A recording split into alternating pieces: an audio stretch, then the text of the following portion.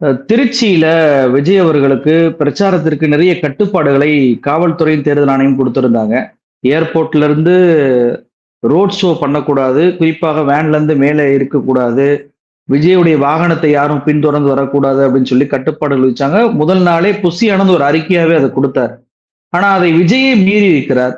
விஜய் வந்து road show போயிருக்கிறார். அவரை பார்க்கும்போது ஒரு பெண் வந்து தவறி கீழ விழுகுறாங்க. ராங் ரூட்ல போனப்ப பைக் ஆக்சிடென்ட் நடந்து இளைஞர்கள் கீழ விழுந்திருக்கிறாங்க. ஸ்கூலுக்கு முன்னாடி நின்று 10ஆம் வகுப்பு பொதுத் தேர்வு எழுதக்கூடிய அந்த மாணவர்கள், அவங்களுக்கு இடைஞ்சல குடுக்கக்கூடிய விதத்துல டிவிகேன்னு சொல்லி கூச்சலிட்டு அந்த ஸ்கூல் நிர்வாகமே வந்து மிகப்பெரிய அளவுக்கு எதிர்ப்பு தெரிவிச்சதை நம்மளால பார்க்க முடிஞ்சுச்சு. விஜய் அவர்களை பார்ப்பதற்கு நிறைய நீண்ட நேரம் காத்திருந்த அந்த தொண்டர்களை, இவர் நல்ல நேரம் பார்த்து 30 நிமிடம் வேட்புமனுக்காக காத்திருந்த சூழலும் பார்க்க முடிஞ்சுச்சு. இறுதியாக இப்ப விஜய் பிரச்சாரத்தை முடிச்சு போகும்போது, ஆதவ் அர்ஜுனாவுடைய கார் ஒரு காவல் துறை சேர்ந்த ஒரு நபர் மீது ஏறி இறங்கி அவருடைய காலை இப்ப பறிபோயிருக்கக்கூடிய சூழல் ஏற்பட்டிருக்கு. காவல்துறையை குறை சொல்லக்கூடிய விஜய் கண்டுகொள்ளாம போயிருக்கிறார். எப்படி பார்க்குறீங்க நீங்க நடந்த அந்த கூட்டத்துடைய விதிமீறல்? திட்டமிட்டு இந்த சம்பவங்களை எல்லாம் விஜய் அரங்கேற்றிக் கொண்டிருக்கிறார் என்பது வெட்ட வெளிச்சமாக தெரிய வருகிறது. குறிப்பா நீங்க இந்த கால தாமதப்படுத்துறது இருக்குல்ல, அது கரூர் சம்பவத்திலும் இதே தான் அவர் செய்தார். திட்டமிட்ட நேரத்துக்கு கூட்டத்துக்கு கண்டிப்பாக வந்திருக்க முடியும். கூட்ட நெரிசலில் சிக்கி 1/2 மணி நேரம் 1 மணி நேரம் டிலே ஆகிறது அப்படிங்கிறது அது ஒரு சாதாரணமான நடவடிக்கை தான். எல்லா தலைவர்களுக்கும் அது நடக்கும். 6 மணிக்கு வருவதாக சொல்லுவாங்க. 6 மணிக்கு வர முடியாம போகும். 7, 7:30 மணிக்கு வந்து சேருவாங்க. ஆனா ஒரு 6 மணி நேரத்துக்கு மேலாக காக்க வைக்கிறதுன்றது இருக்குல்ல, அது எந்த விதமான ஒரு பாதுகாப்பு ஏற்பாடுகளும் செய்யப்படாத கூட்டத்தை, ஒழுங்குபடுத்தப்படாத கூட்டத்தை 6 மணி நேரம் நிறுத்தி வைத்து தாமதமாக வருவது அப்படிங்கிறது திட்டமிட்டு செய்திருக்கிற ஒரு செயல் தான். கரூர் சம்பவத்துல அதுதான் நடந்துச்சு. வேட்புமனு தாக்கல் பண்றதுக்கு இத்தனை மணிக்கு வாங்கன்னு சுத்து வட்டாரத்துல இருக்கக்கூடிய நிர்வாகிகளுக்கு அழைப்பு விடுக்கிறாங்க. தலைவர் வர்றாரு வேட்புமனு தாக்கல் பண்றதுக்கு, அதனால பெருந்திரளான கூட்டம் வரணும் அப்படின்னு சொல்லி அழைப்பு விடுக்கிறாங்க. அதே மாதிரி பெருந்திரளான கூட்டம் வருது. நீங்க எத்தனை மணிக்கு வர்றீங்க அப்படிங்கிற தகவலையும் நீங்க சொல்லணுமா இல்லையா? நீங்க ஏன் நல்ல நேரத்தை பார்க்காம தகவல் கொடுக்குறீங்க? நல்ல நேரம் பார்த்து தான் எல்லா கேண்டிடேட்டும் போய் வேட்புமனு தாக்கல் பண்றாங்க சார். அதுல ஒன்றும் பிரச்சனை இல்லை. நீங்க தாராளமா நல்ல நேரம் பாருங்க. 8 கட்டையும் எப்படி இருக்குன்னு பார்த்துட்டு சுத்தி பார்த்துட்டு உங்களுடைய நல்ல நேரத்தெல்லாம் கணிச்சுட்டு நீங்க வாங்க. அதுலலாம் ஒரு பிரச்சனையும் இல்லை. ஆனா அந்த நேரத்தை குறிப்பிட்டு சொல்வதற்கு உங்களுக்கு என்ன பிரச்சனை இருக்கு? ஏன் திட்டமிட்டு இந்த கூட்டம் அப்படியே காத்திருக்கணும்? இந்த கூட்டம் நெடுநேரமாக பொதுமக்களை இடையூறு செய்யணும். பொதுமக்கள் பார்த்து பாத்தீங்களா விஜய்க்கு இவ்வளவு கூட்டம் கூடியிருக்குன்னு பேசணும் அப்படிங்கிற இந்த ஒரு ஏற்பாட்டை ஏன் நீங்க எப்போதுமே வச்சுக்கிறீங்கன்னு கேட்கிறேன். இப்ப ரோட் ஷோ நடத்துறதுக்கு அனுமதி கேட்டாங்க. காவல்துறை அனுமதி கொடுக்கல. அதுக்கு உரிய காரணத்தையும் சொன்னாங்க. அப்ப முதலமைச்சர் ரோட் ஷோ நடத்துறாரு, அவருக்கு மட்டும் அனுமதி கொடுக்குறாங்க, எங்களுக்கு அனுமதி கொடுக்க மாட்டேன்றாங்க அப்படிங்கிற இதெல்லாம் நேற்றைக்கு எழுப்பி இருந்தாங்க தாவேகா தோழர்கள். இன்னைக்கு என்ன நடந்திருக்கு? அதாவது கூட்டத்துக்கும் கும்பலுக்குமான வித்தியாசம் இருக்குல்ல, அதுதான் முதலமைச்சர் நிகழ்வுக்கு கூடுவதும் விஜயினுடைய நிகழ்வுக்கு கூடுவதும். இப்ப முதலமைச்சருடைய நிகழ்வுக்கு கூட்டம் கூடுது, அது கூட்டம். இங்க கூடுவது கும்பல். கும்பல் என்னன்னா முறைப்படுத்தப்படாத ஒரு ஒழுக்கமில்லாத கூட்டத்தை திரட்டுறதுதான் கும்பல். அந்த கும்பல் தான் இங்க இந்த மாதிரியான அராஜக நடவடிக்கைகள்ல ஈடுபடுறாங்க. நேற்றைக்கு அமித்ஷாவுக்கு கடிதம் எழுதுறாங்க, இங்க காவல்துறை எங்களுக்கு நெருக்கடி கொடுக்குதுன்னு சொல்லி. இதுக்கடையில பெரிய கூத்து என்னன்னா, எந்த அதிகாரிக்கு கடிதம் எழுதினாங்களோ அந்த அதிகாரி ஆளுநராக மாறி விட்டார். அது நேற்றைக்கு நடந்திருக்கிற சம்பவம். அப்போ நீங்க எந்த குற்றச்சாட்டை முன்வைக்கிறீங்களோ அந்த குற்றச்சாட்டை முன்வைப்பதற்கு எந்த முகாந்திரமாவது இருக்கான்னு நான் கேட்கிறேன். காவல்துறை பாதுகாப்பு தரலைன்னா காவல்துறை எங்களுக்கு பாதுகாப்பு கொடுக்கல அப்படின்னு அலறி அடிச்சுக்கிட்டு ஓடி ஒப்பாரி வைக்கிறீங்க. பாதுகாப்பு கொடுத்து இதெல்லாம் செய்யுங்கன்னு ஒரு வழிகாட்டு நெறிமுறையை சொன்னாக்க எங்களுக்கு நெருக்கடி கொடுக்குறாங்கன்றீங்க. அப்ப என்ன காவல்துறை செய்யணும்னு நீங்க எதிர்பார்க்கறீங்க? காவல்துறையிடமிருந்து உங்களுக்கு என்ன கிடைக்க பெறணும்னு நீங்க எதிர்பார்க்கறீங்க? வரலன்னா வரலன்றீங்க, வந்தா எங்களுக்கு நெருக்கடி கொடுக்குறாங்க அப்படின்றீங்க. இப்ப இந்த 2 கான்ஃபிளிக்டான ஸ்டேட்மெண்ட் இருக்குல்ல, இது விஜய் தரப்பு தனக்கு ஏற்றவாறு காவல்துறை செயல்படணும்னு நினைக்கிறேன். அப்படியெல்லாம் காவல்துறை செயல்படாது. காவல்துறைக்கு என்று ஒரு பொது ஒழுங்கு இருக்கு. காமன் டிசிப்ளினை அதை மெயின்டைன் பண்ணும். எல்லா தலைவர்களுக்கும் அது அந்த டிசிப்ளினை மெயின்டைன் பண்ணுவாங்க. அப்படித்தான் உங்க விஷயத்திலே அவங்க மெயின்டைன் பண்றாங்க. அது மாதிரி இப்ப நீங்க இன்னைக்கு காலையில நடந்த அந்த காவலர் மீது வாகனத்தை ஏறி இறக்குன சம்பவத்தை சொல்றீங்கல்ல, ஆதவ அர்ஜுன் அந்த வாகனத்துல இல்ல. அவர் விஜயோடு போயிருக்கிறாரு. இந்த வாகனத்துக்குள்ள இருந்த நபர் அந்த காரை ஏத்தி இறக்கிட்டாருன்னு வச்சுக்கோங்களேன். இப்ப இதுக்கு யாரு பொறுப்பு இருக்கிறது? ஏன் இப்படிப்பட்ட சம்பவங்கள்? அப்படி என்ன ஒரு காவலர் நிற்கிறது கூட தெரியாம கார் ஏறி இறங்கி அவருடைய கால் முறிஞ்சு போற அளவுக்கு அந்த வாகனத்தை இயக்க வேண்டிய அவசியம் எங்கிருந்து எழுது? இன்னொன்னு, ரொம்ப தெளிவா தேர்தல் ஆணையத்தினுடைய நடத்தை விதிமுறைகள் அமலுக்கு வந்தோடனேயுமே சொல்லிட்டாங்க. இத்தனை வாகனங்கள்ல தான் வேட்பாளர் வரணும். அதுவும் வாகனத்தை இந்த குறிப்பிட்ட எல்லைக்குள்ள நிறுத்தணும். அங்கிருந்து வேட்பாளர் 3 பேர் அல்லது 4 பேரோடு நடந்து வரணும். இப்படி எல்லாம் வழிகாட்டு நெறிமுறைகளை குடுக்குறாங்கல்ல. அந்த வழிகாட்டு நெறிமுறையை பின்பற்றாம நீங்க நடந்து கொள்ள வேண்டிய தேவை எங்கிருந்து உங்களுக்கு எழுது?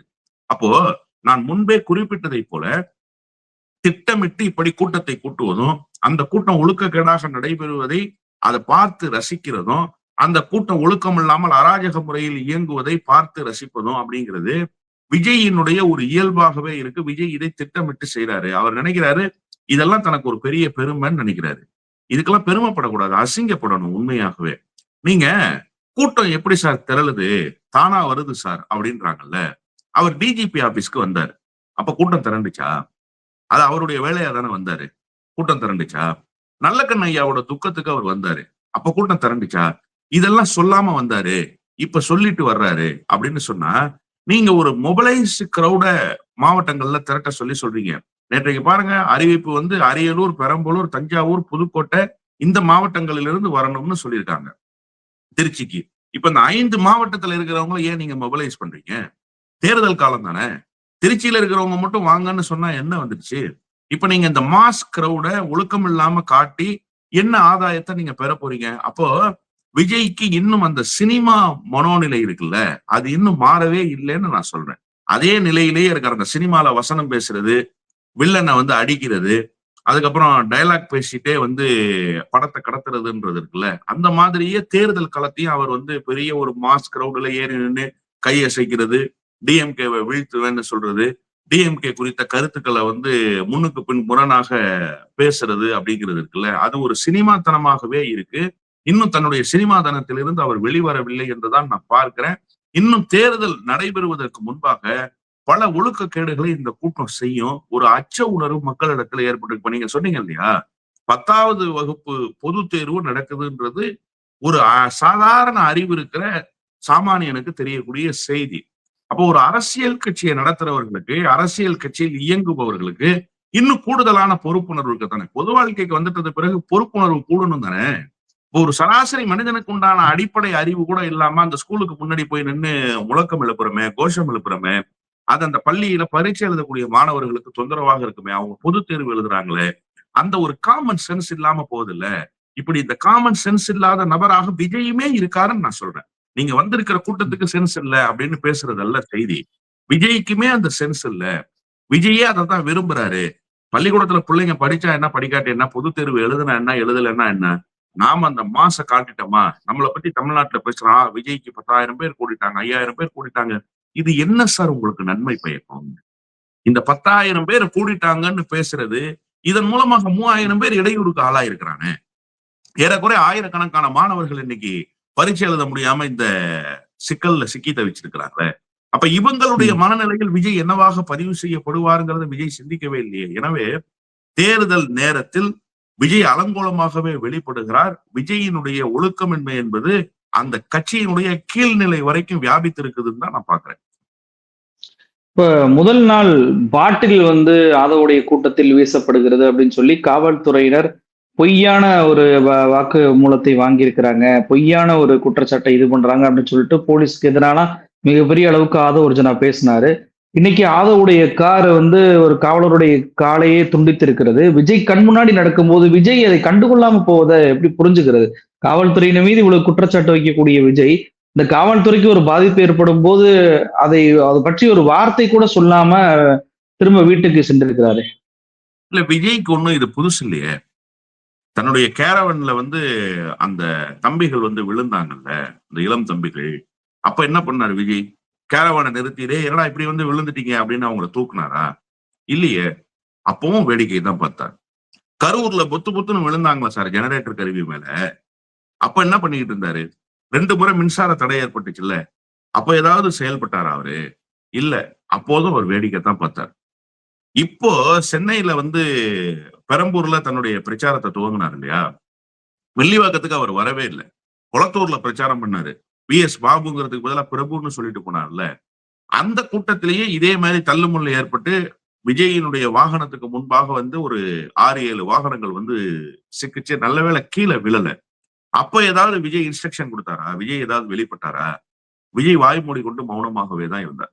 விஜய் தொடர்ச்சியாக ஒவ்வொரு விபத்தும் நடைபெறுகிற போது அதை பார்த்து ரசிக்கிற மனநிலையில் இருக்கிறார். ஒரு மனநோயாளி போலவே இருக்கிறாரு. உண்மையிலேயே ஒரு கேள்வி இப்ப என்னன்னா, சீரியஸாவே ஒரு மனநோயாளி தானோ? ஏன்னா 6 நாள் கதவ பூட்டிக்கிட்டு வெளியிலேயே வராம இருட்டறையிலேயே இருக்கிறார். 6 நாள் ஒரு மனிதனால எப்படி இருக்க முடியும்? சரி, அது கூட விட்டுறலாம். 6 நாள் கூட இயல்பாக போயிடுச்சுங்க அப்படின்னு கடந்துடலாம். லாக்டவுன் பீரியட் மாரி ஆயிடுச்சுங்கன்னு சொல்லிட்டு. கரூர் சம்பவத்துக்கு பிறகு ஏறக்குறைய எத்தன நாள் சார் இருந்தாரு? 51, 52 நாள் இருந்தாரு சார். எப்படி சார் ஒரு மனிதனால அப்ப இருக்க முடியும்? அப்ப உண்மையிலேயே மனநலம் பாதிக்கப்பட்டிருக்கிறாரா விஜய்? அவருக்கு ஒரு ட்ரீட்மெண்ட் தேவைப்படுதா? அப்படிங்கிற கேள்விக்கு வச்சீங்க. ஒண்ணும் இல்ல சார். நடந்து போறோம். நமக்கு முன்னாடி நடந்து செல்பவர்கள் தடுமாறிட்டா நம்ம எப்படி பதறோம்? ஓடி போய் தூக்குறோம்ல. என்னாச்சு சார்ன்னு கேட்கிறோம். என்னாச்சுமான்னு கேட்கிறோம். தண்ணி குடிக்கிறீங்களான்னு கேட்கிறோம். மயக்கம் வருதான்னு கேட்கிறோம். பதறோம் இல்லையா? இது ஒரு மனித இயல்பு இல்லையா? இந்த பதட்டம் தன் கண் முன்னால் ஒரு விபத்து நடக்கிற போது ஒரு மனிதனுக்கு வராம அதை ரசிக்கிறாருன்னா, அவர் எப்படிப்பட்ட மனிதராக இருக்க முடியும்? அவர் வெளிப்படுத்துகிற அந்த உணர்வு எப்படிப்பட்டதாக இருக்க முடியும்? இது ஒரு சாடிஸ்ட் கூட செய்ய முடியாத ஒரு செயல்பாடு சார். ஆனா அத விஜய் வந்து செய்றாரு. தொடர்ச்சியாக செய்றாரு. ஒரு இடத்துல செஞ்சாரு. இல்லங்க விஜயினுடைய கவனத்துக்கு அது வரலங்கன்னு கடந்துட முடியாது.